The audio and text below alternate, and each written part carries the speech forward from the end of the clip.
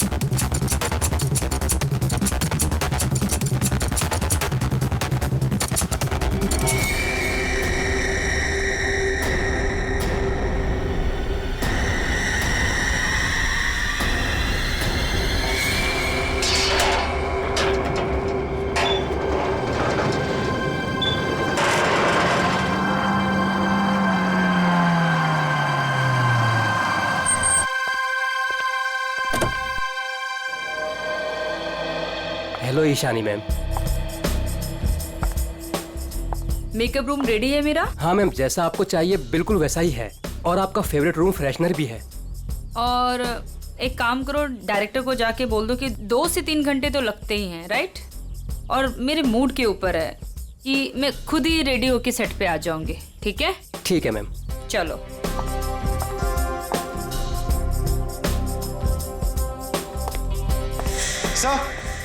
Sir Ishani madam आ गए हैं। आ गई? बीबू जी देख, महारानी के तैयार होते ही आज का पूरा शॉट उसको अच्छे से समझा देना। जी सर। ठीक है, मैं उसके नखरे नहीं झेल सकता। Yes sir. सर अगर उसने मुझे थप्पड़ मार दिया तो खा लेना एक थप्पड़। स्पॉट सुन, ईशानी मैम का जूस और लो कैलोरी दही जल्दी से लाना, नहीं तो वो शूट कैंसिल कर देगी। सुनो, क्या मतलब है ये सब का? तुम लोग इधर उधर भाग रहे हो जैसे कि पता नहीं कोई शेरनी आ गई है। जाओ जल्दी से जाकर ईशानी को रेडी करवाओ। अब भी मैं डायरेक्शन टीम को बोल के आती हूँ।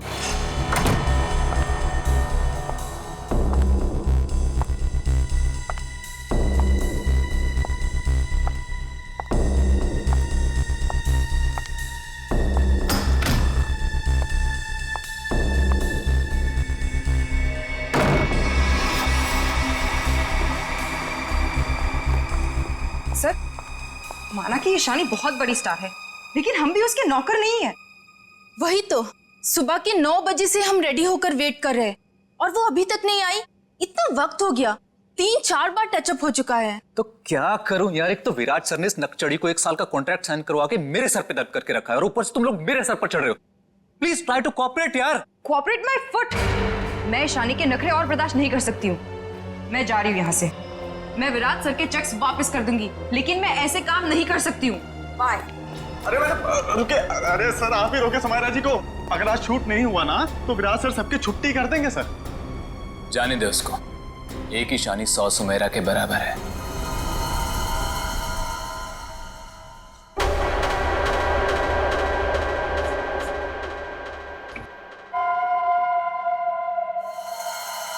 बीबू बहुत देर होगी, देखना कहां पर है, बुला उसको।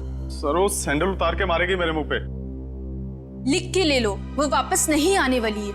ईशानी के नखरे ही एक दिन उसे ले डूबेंगे। अरे तू जा, उसको बुला के ले। जा जा, अरे जाना।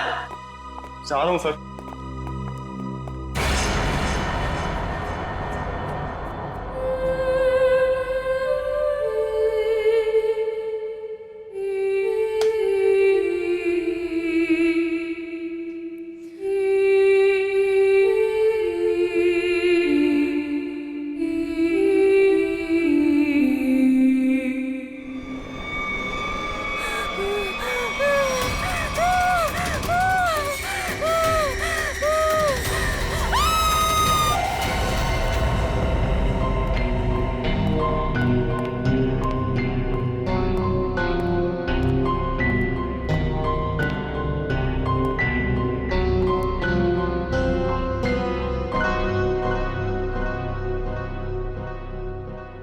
मैम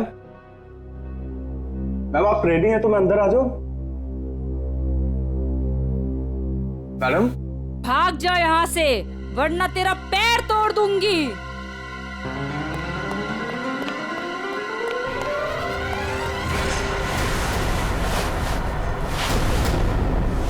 नहीं, उसने कहा भाग जा तो भागकर मेरे पास आ गया। अंदर जाने की हिम्मत नहीं की। उनके बिना बोले मैं अंदर कैसे जाता? आप नहीं जानते सर, गला दबा देती वो मेरा। 3 घंटे से वो तैयार हो रही है, यहाँ शूटिंग का टाइम निकला जा रहा है और तुझे अपने गले की पड़ी है। मैं देखता हूँ, चलकर चलो।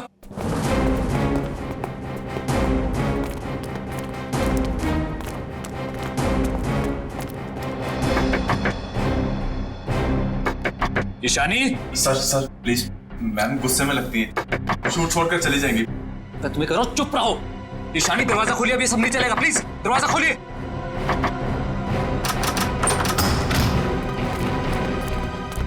अरे मैम ये हेड क्यों पहनी आपने? ये तो ब्रीफिंग में है ही नहीं। मैम ऐसे बैठे क्यों हैं? क्या अकड़ है इस औरत के अंदर। ईशानी जवाब दो, हमारी तरफ देखो। ईशानी, ईशानी।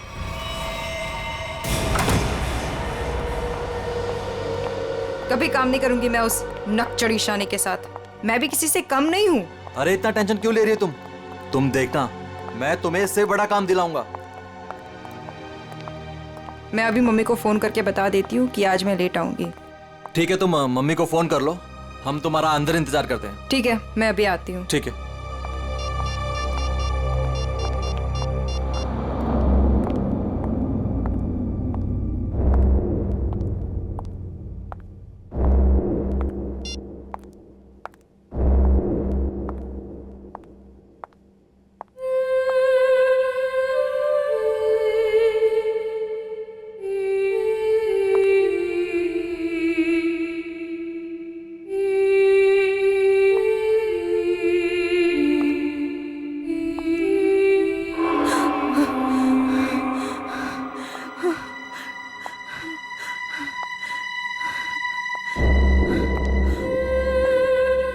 कौन है? सामने आओ। ये हैट,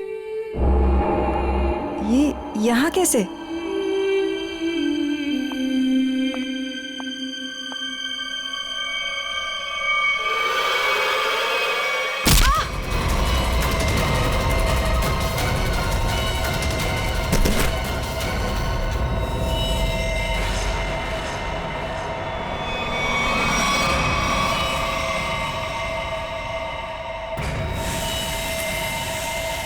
बड़ी बेरहमी से गला काट दिया।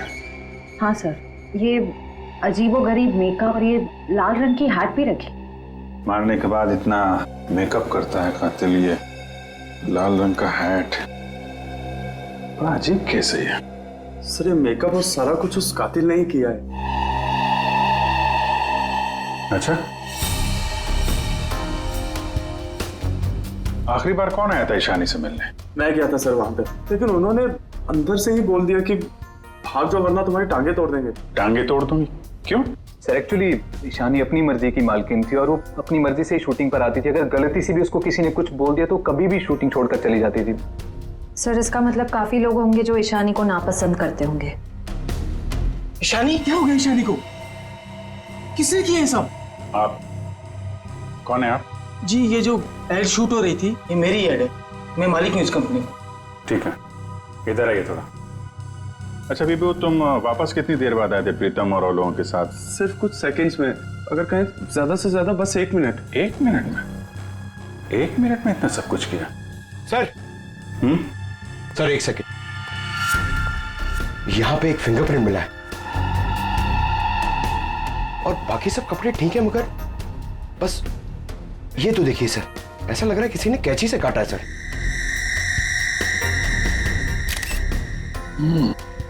और सर यहाँ पे खून मिला है सर। कातिल पहले से ही कमरे में मौजूद था। सर हो सकता है बिहू ने जो आवाज सुनी वो ईशानी की हो ही ना। हो सकता है। क्या ईशानी से मिलने कोई आया था क्या? नहीं सर, और किसी को आते जाते नहीं देखा। सर कहीं ऐसा तो नहीं कि खूनी ईशानी के कमरे में पहले से ही छुपा हुआ था? एक्चुअली यही हुआ है। आदमी पहले से छुपा हुआ था, फिर वो खून करता है बेरहमी से, फिर इतना सारा मेकअप लगाता है, चेयर पे बैठाता है और लाल रंग की हैट पहनाता है। सब करने में टाइम तो गया ही होगा।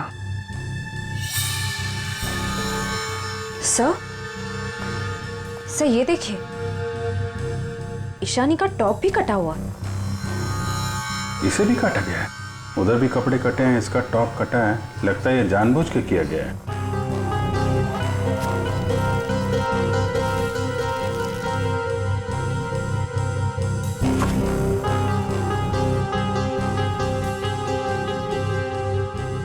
सर ये कॉटन सॉक्स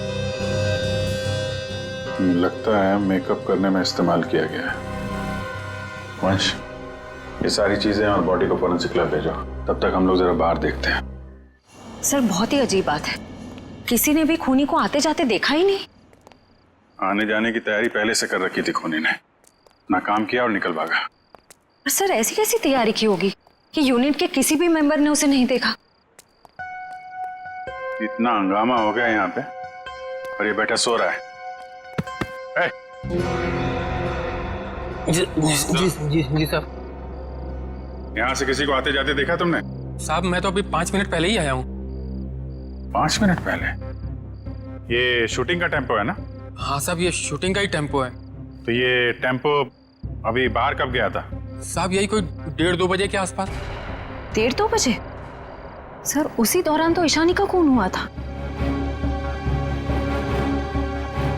जब टेम्पो बाहर गया था तुम्हारे साथ कोई और भी था? नहीं। अच्छा, पीछे कोई बैठ कर गया था, तुमने किसी को आसपास देखा? मैडम पीछे तो सामान रहता है, अब पीछे कोई बैठा हो तो मैंने नहीं देखा। इससे अच्छा तरीका और क्या हो सकता है खूनी के यहाँ से निकलने का?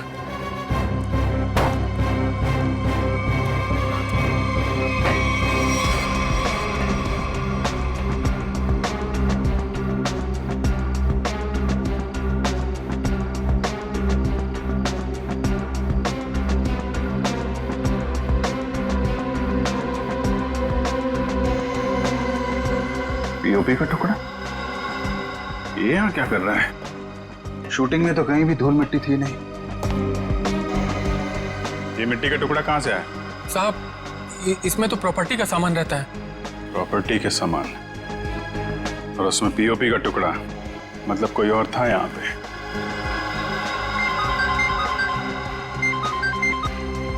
हेलो,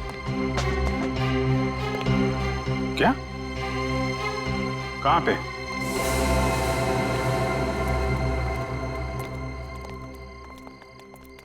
आपने फोन किया था? जी सर, मैं मानिक हूँ, इस दुकान का मालिक। ये मेरे वॉचमैन ने फोन किया था आपको। ये देखिए ना सर, यहाँ लाश है। दुकान खोलो सर। जी सर। तुम यहीं रुको। जी साहब।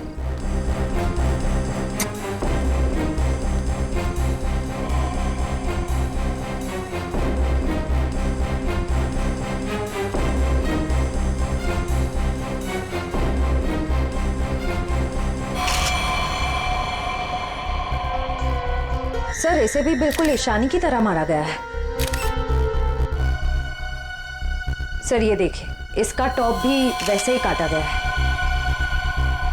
इसका मेकअप निकालो, देखो कौन है ये। Yes sir. ये लाश दुकान में आई कैसे? सर मुझे नहीं मालूम। सर मेकअप निकल गया। ये तो समायरा है ना? इसकी भी मॉडलिंग वाली फोटो हमने देखी थी वहां पे। हाँ सर। ये दुकान की चाबी आपके अलावा किसके पास रहती है? मेरी पत्नी सोनाली के पास, लेकिन वो तो पटना गई हुई है। अच्छा,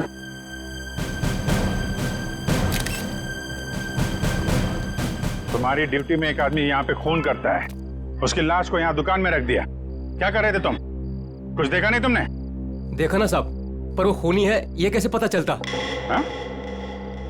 कैसा था वो? था नहीं साहब, थी। वो एक औरत थी, उसे मैंने जाते हुए पीछे से देखा था। उसने लाल रंग का कोट पहन रखा था, उसके बाल लंबे थे और उसने सर पे एक लाल टोपी पहन रखी थी। और हाँ साहब, उसने डस्टबिन में कुछ डाला था। मतलब सर खूनी एक औरत है? कहाँ है वो डस्टबिन जिसमें उसने कुछ डाला था? वो वहाँ।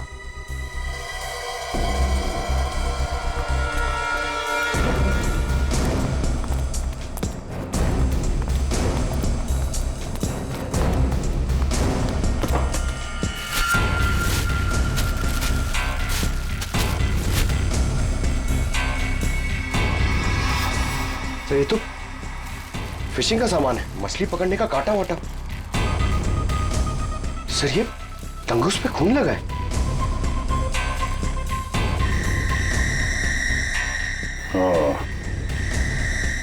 लगता है इसी का इस्तेमाल किया गया है खून करने में। भरे दिन के उजाले में शूटिंग पर कोई मेकअप रूम में घुसता है और ईशानी को मार डालता है, और तुम में से किसी ने कुछ भी नहीं देखा और ना कुछ सुना है? ये कैसे हो सकता है? सर एक्चुअली ईशानी की परमिशन के बिना उसके कमरे में कोई नहीं जाता था। इनफैक्ट उसने बीबू को भी दरवाजे के बाहर से ही भगा दिया, और उसके बाद जैसे ही हम लोग गए तो देखा वो मरी हुई थी। चलो सर ये कास्टिंग डायरेक्टर है कीकू। लेकिन सर मुझे यहाँ क्यों लाया गया है? मैंने समायरा और ईशानी का गला थोड़ी काटा है। चुप! तुम ही वो कास्टिंग डायरेक्टर हो ना, जो ईशानी और समायरा को जानते हो उनके मॉडलिंग की शुरुआत के दिनों से? जी सर। और विराज की शूटिंग पर तुमने ही भेजा था ना उन दोनों? हाँ सर। मतलब तुम अच्छी तरह से जानते थे कि वो कब और कहाँ मिलेंगी? देखिए सर, गलती हो गई, अब मैं किसी को कहीं नहीं भेजूंगा। दरअसल 5 साल पहले ही मैंने वो काम छोड़ दिया था। 5 साल पहले काम छोड़ चुके थे? कुछ लड़कियों ने मेरे खिलाफ केस कर दिया था, उस वजह से मेरा ऑफिस भी बंद हो गया। तो फिर कल तुमने ईशानी और समायरा को विराज के शूट पे कैसे भेजा? दरअसल दोस्ती दोस्ती में विराज के शूट पर उनको भेज दिया था सर, लेकिन इन सब से मेरा कोई लेना देना नहीं है सर। फिलहाल तो हम मान लेते कि तुम्हें कुछ नहीं मालूम, तुमने कुछ नहीं किया। लेकिन एक बात याद रखो, अगर जरूरत पड़ी तो तुम लोगों को हम फिर से बुला लेंगे। जा सकते हो तुम।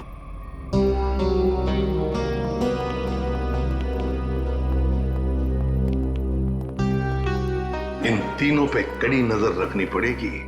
देखो वो कहां जाते हैं, किस किस से मिलते हैं, क्या क्या करते हैं। सर लेकिन खूनी तो एक लड़की है ना? हाँ, खूनी तो लड़की है, लेकिन खून करने में किसी लड़के का भी तो इस्तेमाल हो सकता है। समायरा और ईशानी दोनों मॉडल्स थी, मॉडल। लाल टोपी, मारने के बाद सफेद रंग का अजीब मेकअप, मारने के लिए फिशिंग का सामान, और फिर उन दोनों खून में सब कुछ बिल्कुल एक जैसा। तो एक बात समझ में नहीं आई कि खूनी ने ये मछली पकड़ने का सामान क्यों इस्तेमाल किया खून करने के लिए? सर बहुत ही अजीब है ये खूनी, और एक ही दिन में 2 मॉडल्स को मार डाला इसने। पता लगाना पड़ेगा कि समायरा और ईशानी दोनों मॉडलिंग के अलावा और कुछ करते थे, या मॉडलिंग करने से पहले क्या करती थी। कहीं दोनों के बीच में कोई संबंध तो नहीं था, पता लगाना पड़ेगा।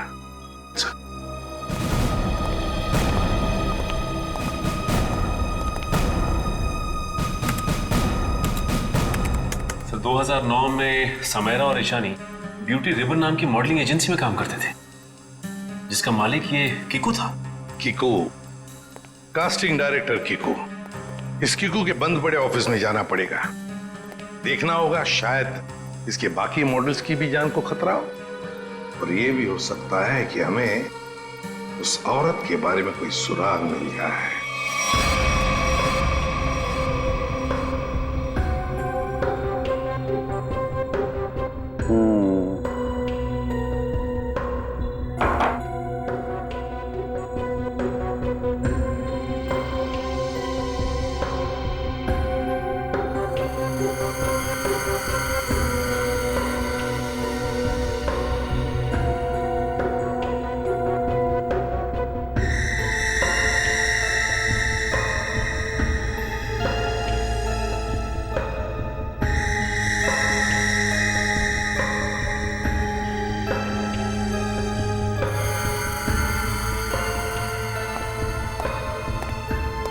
सर हमारा शक बिल्कुल सही निकला। खून करने के लिए इस्तेमाल किया गया ये हथियार एक खास तरह का फिशिंग किट ही है।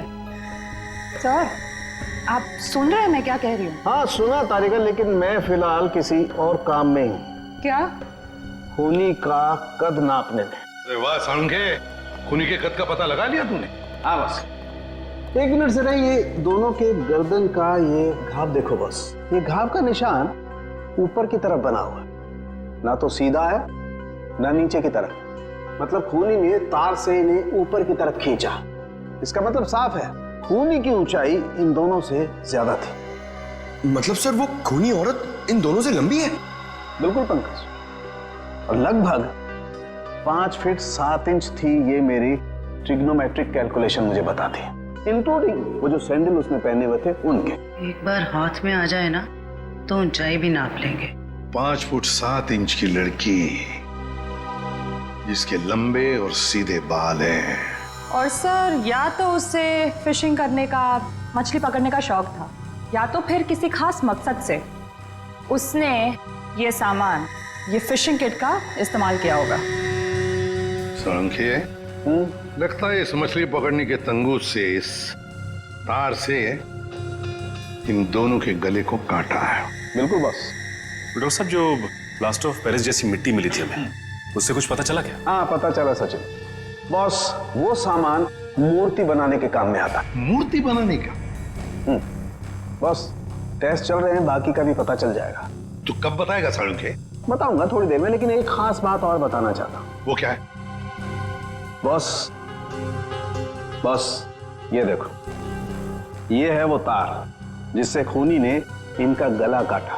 खूनी जब इनका गला काटने की कोशिश कर रहा था, इन लोगों ने अपने बचाव में हाथापाई की होगी। उसी झड़प के दौरान खूनी का पलक का एक बाल मुझे इस तार पर से मिला है। तो मतलब तू अब इस बाल का डीएनए टेस्ट करेगा, है ना? करना ही पड़ेगा। एक खूनी लड़की जिसका कद 5 फुट 7 इंच है, जिसके सीधे और लंबे बाल है, जिसे मछली पकड़ने का शौक है और शायद मूर्तियां बनाने का भी। बस इतना भी काफी है हमारे लिए, इस लड़की को ढूंढने के लिए। मछली पकड़ने का खास सामान लेके चलती है तो समंदर के किसी किनारे में कुछ तो पता चलेगा ही उसके बारे में। पर सर हमें सिर्फ उसकी ऊंचाई, उसके काले सीधे बाल और उस टोपी के बारे में पता है। सिर्फ इतनी इंफॉर्मेशन के बलबूते पर उस तक पहुंचना थोड़ा मुश्किल लगता है सर। कोशिश तो करनी पड़ेगी श्रेया, अपने आप तो चल के आएगी नहीं हमारे पास, है? हाँ वंश, इन्हें बता दिया ना हमें किस लड़की की तलाश है? जी सर। हाँ तो क्या जानते हैं उस लड़की के बारे में आप? साहब, आप लोग ऐसी औरत के बारे में जानना चाहते हैं ना जो मछली पकड़ने के लिए बोट का इस्तेमाल करती है? बिल्कुल। ऐसी तो बहुत औरतें आती है हमारे यहाँ पर।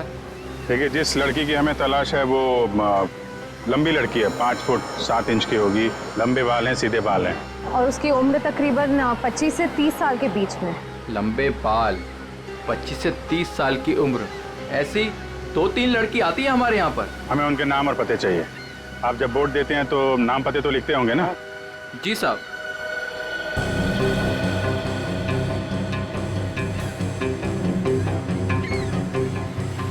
ये तीनों लड़कियां आती हैं 5-6 महीने से हमारे यहाँ पर अपने कुछ दोस्तों के साथ। केशा, एनी, शिखा। केशा, एनी और शिखा। मिलना पड़ेगा इन तीनों लड़कियों से। देखते हैं इनमें से कौन है वो लाल टोपी वाली लड़की। सर, कीकू जी ने टैक्स की चोरी की थी और कुछ लड़कियों के पेमेंट ना देने की वजह से इनकी शिकायत की थी, इसीलिए ऑफिस बंद हो गया। और इनका कोई क्रिमिनल रिकॉर्ड भी नहीं है सर। उसका खून हुआ है वो 2008 में कीकू जी की एजेंसी से ही लॉन्च हुई थी, इसलिए ये अभी शक के घेरे में है।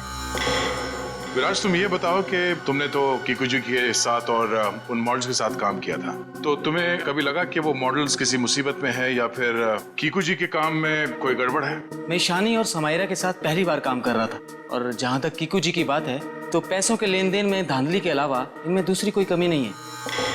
सर, इन तीनों मॉडल्स के कद, रंग और बाल खूनी से कुछ हद तक मिलते जुलते हैं। एक काम करो, इन सबसे पूछताछ करो कि मॉडलिंग के अलावा ये लोग क्या काम करते हैं, क्योंकि इंफॉर्मेशन ये है कि आजकल इनमें से कहीं मॉडलिंग नहीं करती।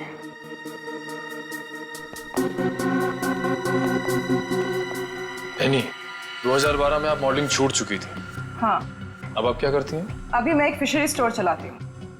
शिखा, राइट? जी। आप एक प्रिंट मॉडल है, ये तो हम जानते हैं। उसके अलावा क्या करते हैं? मैं कुछ भी नहीं करती। और आप क्या करती हैं केशा जी?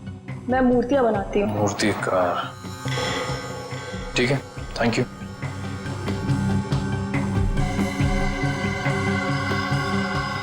तो बिल्कुल खूनी की प्रोफाइल जैसा है।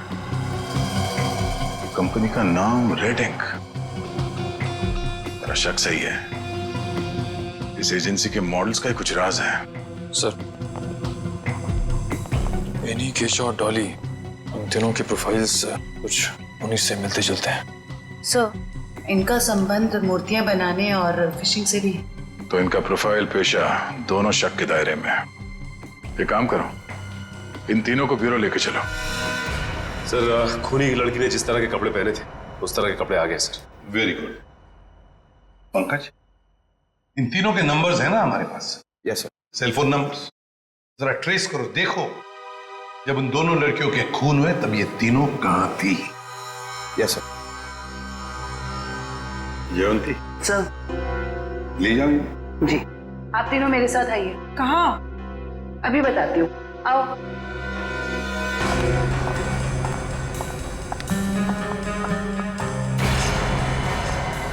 अरे साहब, ये तो वही कपड़े और टोपी है जो मैंने उस रात उस औरत को पहने हुए देखा था। तो फिर अब जरा ध्यान से देखो इसे। क्या ये वही लड़की है, वही औरत है जो उस रात खून कर रही थी? सर, मैंने उस औरत का चेहरा सामने से नहीं देखा था, उसे जाते हुए मैंने पीछे से देखा था। जाते हुए देखा? जी सर। ठीक है, केशा जरा वहां तक चल के दिखाओ। सर, ये कैसी जांच है आपकी? जितना कहा है उतना ही करो।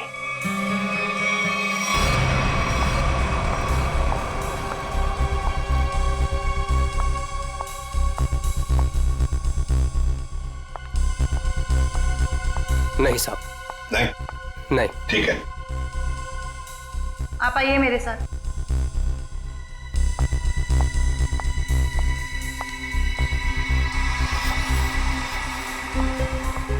रुको, वहां तक वॉक करके आओ।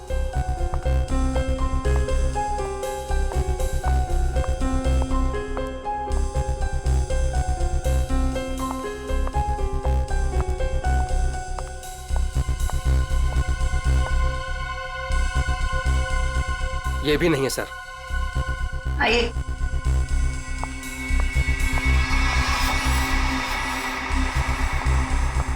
सर, इन्हें तो कपड़े काफी अच्छी तरह से फिट हो रहे हैं। हाँ, दिख रहा है। अब ऐनी जी जरा चल के भी दिखाइए।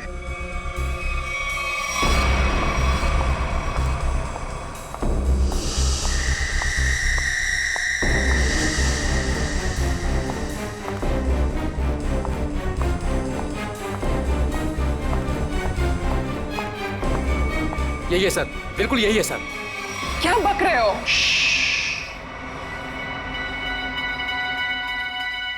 सर, जिस वक्त समायरा का खून हुआ था, आनी का फोन उसी एरिया में था। सुना है नहीं? उसी इलाके में था तुम्हारा फोन जिस वक्त ईशानी और समायरा का खून हुआ था। तुम जा सकते हो। और मैं? आपको तो रुकना ही पड़ेगा। सर, मैं क्यों नहीं जा सकती? वो इसलिए कि खूनी की चाल और तुम्हारी चाल बिल्कुल वही है। और तो और सबसे बड़ी बात कि तुम्हारा फोन उसी इलाके में मिला जहां पर इन दोनों लड़कियों का खून हुआ। सर, इन सब का क्या मतलब है? I mean, दो लोग एक जैसे दिख सकते हैं ना? और फिर वॉचमैन ने ऐसा तो नहीं कहा कि मेरा चेहरा खूनी के चेहरे से मिलता है। लेकिन जिस वक्त खून हुआ उस वक्त तुम्हारे मोबाइल की लोकेशन भी वही की बता रही है, और ये सब कुछ इत्तेफाक तो नहीं हो सकता। सर, उस वक्त सैकड़ों लोग उस एरिया में थे, तो क्या सब खूनी है? बस बस, बहुत बोल दिया। बताओ क्यों किया खून ईशानी और समायरा का? सर, आप मुझ पे दो खून का आरोप लगा रहे हो। मैंने कुछ नहीं किया ऐसा। अभी तो सिर्फ आरोप लगाया है, सजा मिलनी तो अभी बाकी है। सजा? जी, सजा, खून की सजा, फांसी। सर, मैंने कुछ नहीं किया ऐसा। मैं बताती हूँ सर। बताओ। पर मेरी एक शर्त है। ये लो, इनकी एक शर्त भी है। चलो बताओ क्या शर्त है? सर मुझे 50 लाख रुपए चाहिए। 50 लाख रुपये? हाँ। चलो दे दिए। अरे लेकिन तुम पैसों का क्या करोगी? तुम्हें तो सजा होने वाली है। आप वो सब छोड़िए, मैं आपको बता रही हूँ ना, मैंने कुछ नहीं किया। सर मैं तो सिर्फ उसे जानती हूँ जो खूनी को जानता है। और वो है शिखा। शिखा? तुम इतने यकीन के साथ कैसे कह सकती हो? आप लोग पता कर सकते हैं ना? हाँ वो तो हम पता करेंगे। सर मेरे पैसे? पैसे? कौन से पैसे? सर अभी आपने बताया आप देंगे। कब? नहीं सर, मैंने तो कुछ नहीं सुना। कब कहा? सर ये सरासर धोखा है। नहीं नहीं नहीं नहीं यानी जी, हम कभी धोखा नहीं करते। हाँ धोखा जरूर करते हैं जब कोई कानून के साथ खिलवाड़ करता है, तब कभी कभी सीआईडी वाले धोखा देते हैं। ले जाओ इसे। सीआईडी फिर से? अब क्या कर दिया मैंने? आपने क्या किया है क्या नहीं ये तो हम पता लगा लेंगे, लेकिन आप एक नंबर के झूठे हैं ये पता चल चुका है। क्या मतलब है आपका? आपने कहा आप समायरा को नहीं जानते? 2009 में समायरा ने आपकी कंपनी रेडिंग के लिए मॉडलिंग की थी, सच है? रेडिंग? इसे कैसे ढूंढ लिया आपने? हमें पता चल चुका है। 2009 के रेडिंग के फोटोशूट कैंपेन में ईशानी और समायरा दोनों ने मॉडलिंग की थी, है ना? मैम ये कंपनी मेरे नाम पे तो थी, लेकिन मैं इस कंपनी का मामूली सा छोटा सा पार्टनर था। आप इस कंपनी के असली मालिक से क्यों नहीं पूछते? असली मालिक कौन है? चैताली। आप उससे क्यों नहीं पूछते? चैताली? इस केस में पहली बार ये नाम आया। कहाँ रहती है वो? ये नहीं हो सकता, ये नहीं हो सकता। अगर सीआईडी को सच का पता चल गया तो बहुत बुरा हाल होगा मेरा।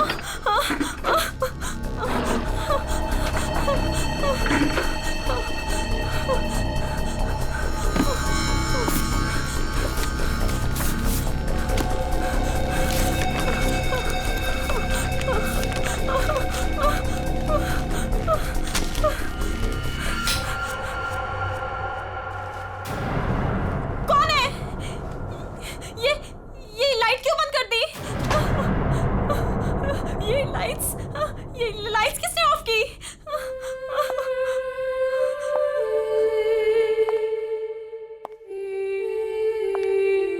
कौन है वहां? कौन है वहां?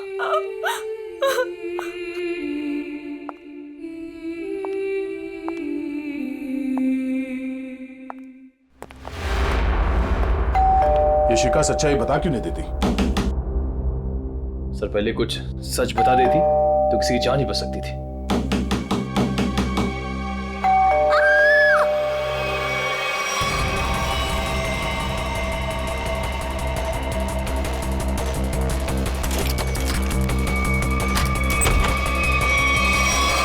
शिखा?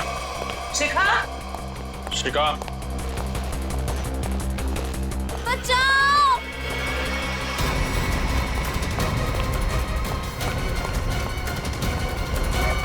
शिखा?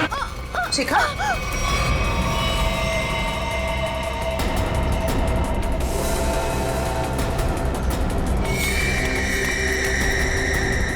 नस कटी नहीं है। इशिता जल्दी एम्बुलेंस को बुलाओ, जल्दी।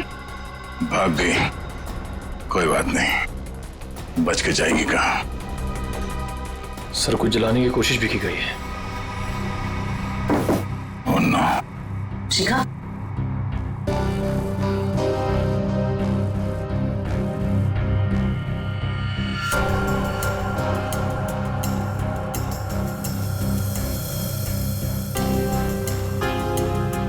इतना लंबा बाल? ये शिखा का तो नहीं हो सकता। ओह, तो भागते भागते बाल छोड़ गई। देखते हैं कहां तक भागती है ये। आइए सर।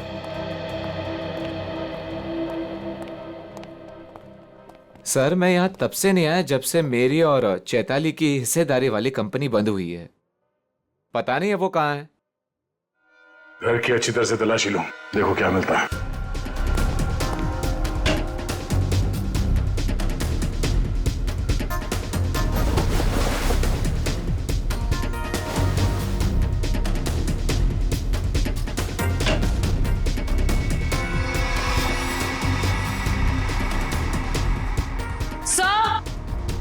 आ जयवंती। सर ये देखिए।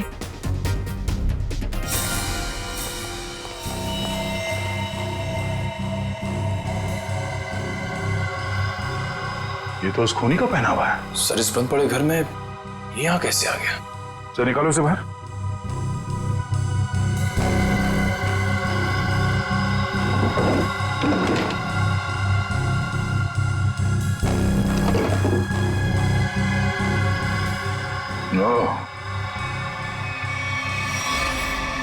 ये चक्कर है। साळुंखे, शिखा के घर की खिड़की से हमें एक बाल मिला है, जरा मैच करके देख पलक के बाल से। ये रहा वो बाल सर, उस खूनी लड़की का बाल। बॉस, ये बाल हमारे किसी काम का नहीं है, बेकार सबूत है। क्या मतलब? मतलब ये बॉस के खूनी के पलक का डीएनए रिपोर्ट आ चुका है। तो खूनी कोई लड़की नहीं है, खूनी एक आदमी है। एक आदमी है जिसकी उम्र 40 से 45 साल। ये टोपी, लंबे बाल, सैंडल, ये सब धोखा है। तो मतलब खूनी कोई लड़की नहीं, बल्कि लड़की की भेष में आदमी है। ऐसा क्यों किया उसने? लड़की के भेष में क्यों? खून करने के और भी आसान तरीके थे उसके पास। लगता है ये खूनी कोई सरफिरा है। खूनी कोई सरफिरा नहीं, शैतान दिमाग का आदमी है ये, शैतान दिमाग का। सोच समझ के सब कुछ कर रहा है ये। एक काम करते हैं, जितने भी लोगों पर शक है ना, सबको यहां बुला लो, सबका डीएनए टेस्ट करते हैं। आप बताते क्यों नहीं कि हम सब लोगों को यहाँ पर क्यों लेकर आए हैं? ऐसी जगह लाया है कि हमारा कोई टेस्ट होने वाला है। और आप लोगों को हम सब पे शक है कि हमने खून किया है। लगता है हम सब बिना जुर्म के सजा भुगतने वाले हैं। बस बहुत हो गया। खूनी को ढूंढने का हमारे पास यही एक रास्ता है।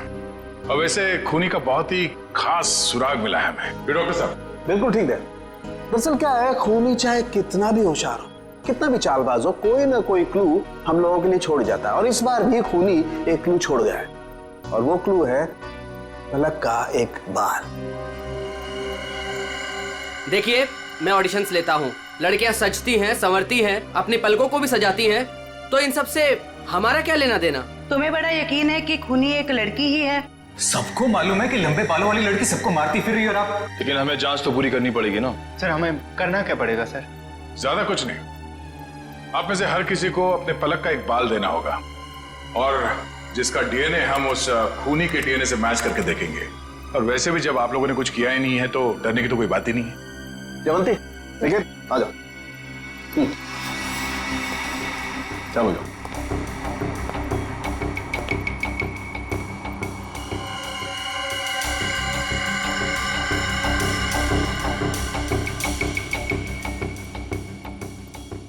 देखिए प्लीज, मेरी तबीयत ठीक नहीं लग रही, मुझे चक्कर आ रहे हैं, मुझसे ये सब नहीं होगा। अच्छा, तुम्हारी तबीयत भी अभी खराब होनी थी? सर आप इस जांच को बाद में भी कर सकते हैं। चलो प्रीतम, मैं तुम्हें हॉस्पिटल ले चलता हूँ, चलो। और चैताली किसी हॉस्पिटल में है क्या? निकल।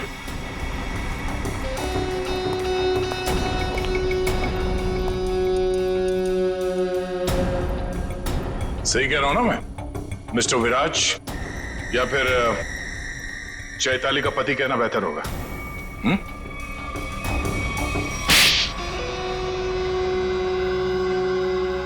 चैताली कहाँ है बताओ? चैताली अब इस दुनिया में नहीं है, और जिनकी वजह से वो इस दुनिया में नहीं है, मैंने उन सबको, समायरा और ईशानी, उन दोनों को भी चैताली के पास पहुंचा दिया। और जिस लड़की शिखा को आपने बचाया है, मैं उसे भी नहीं छोड़ूंगा। तुम सीआईडी के सामने किसी को जान से मारने की धमकी दे रहे हो मिस्टर विराज, बड़ी हिम्मत है। तुम्हारे घर में हमें पता चल गया था कि सारे खून के पीछे तुम्हारा ही हाथ है, और अब डीएनए टेस्ट से प्रूव भी हो जाएगा, लेकिन हम तुम्हारे मुंह से सुनना चाहते हैं। मैं तो अपनी बीवी को इंसाफ दिलाना चाहता था, बस शिखा, समायरा और ईशानी, ये तीनों मेरी बीवी की खुदकुशी की जिम्मेदार थी, पर ये बात मुझे 5 साल बाद पता चली। इतने सालों बाद तुम्हें कैसे पता चला कि ये तीनों तुम्हारी बीवी के मौत के जिम्मेदार है? ये 2009 की बात है। चैताली ने द रेड इंक कंपनी में पैसा लगाया था, और ये तीनों लड़कियां उसके बराबर की पार्टनर थी। माणिक तो बस नाम का पार्टनर था इनके बीच। मैं उस वक्त यूके में था और इन तीनों लड़कियों को जानता भी नहीं था। लेकिन जब इनकी कंपनी नुकसान में चली गई तो इन तीनों ने मेरी बीवी को कर्जे और बकायेदारों से लड़ने के लिए अकेला छोड़ दिया और उसे मरने पर मजबूर किया। और जब तक मैं उसके पास पहुंचता उसने फांसी लगाकर खुदकुशी कर ली। मैंने एक औरत का वेश बनाया और अपना बदला लेना शुरू किया ताकि आप लोग ये सोचते रह जाएं कि खूनी एक औरत थी। शिखा के घर जो जलाया था वो एक सबूत था, उसको मुझ पे शक हो गया था। माना कि उन तीनों की वजह से तुम्हारी बीवी अब इस दुनिया में नहीं रही। तुम कानून की मदद ले सकते थे, लेकिन तुमने ऐसा नहीं किया। अपनी बीवी की मौत का बदला लेने के लिए तुम खून करने लगे। अब तुम्हें फांसी से कोई नहीं बचा सकता।